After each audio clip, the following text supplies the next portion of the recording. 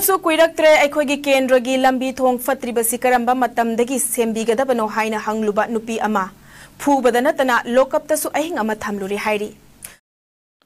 Anauba video amada amukka hana taramna okchori haujikti board ku silaktrabanina makhal makha kayagi oiba kumaising uwa fanglagani ngasigi video asida aikogi lamdam asida khwaidagi marang kaina fangba wakhalon khara yengminasi Ihan anbada aikogi lamdam asida leiriba miyoising asigi ayamba sarukti tax system asi karino khangde isagi right asi karino haibasi mapung fana khangde yamna chamba maung amada khangminasi Aikoigi lamdam asida leiriba micham praja aikoina bot thadaduna aikogi oiba mihut khara khangadoribani mihut sing aduna punsinduna government ama semgadoribani hairiba government asida micham praja aikoina tax khara thigadoribani aduga tax adudagi fanglakliba paisa sing aduna government sarkar asina amuksu tax thiriba aikogi leba asida leiriba micham miyam aikoi leiriba citizen sing asigi yaifanabagi damakta makoina amuk tawgadoribani Laibag asigi lambi thong semba health facility fagat hanba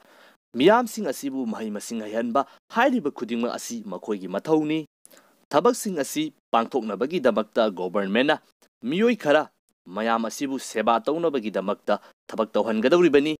miyoi sing asibu ni aikoina government official public executor natragana aikoina yamna hainaba sarkar gi thabak tawba miyoi sing hairiba asi Makoina tawriba thaba adugi damakta aikoi praja singna thikiba tax adudagi paisa adudagi khara khaidoktuna makoigi salary oina amuksu government na pigidoribani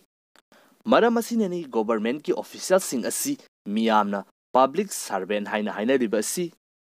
adomna leiriba yum inkol law masipumna ma asi chahi khudingi sarkar da tax karibani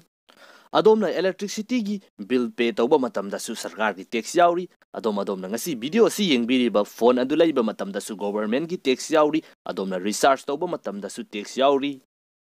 maramasina sarkar na thadaragliba chakhot thaurangi thabak khuding asi lamdam asida laiba miyoi khudingmak chap manana fangfam thokpani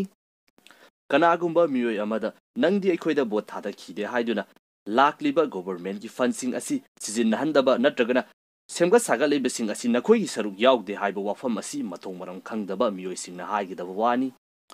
hairiba miyoi adusu aikoina thiriba tax asiga chammanana sarkar da tax thiribani mayamna fangnariba khudingma adu makisu phangnabagi chapchaba right adu aikogi lairiba constitution asina piribani wafam sing asi lairiba political party sing asigi chenbiraba miyoi sing natragana candidate singidamakta thabak tawriba Natragana paisa amasung asa atha khara phangbagi damakta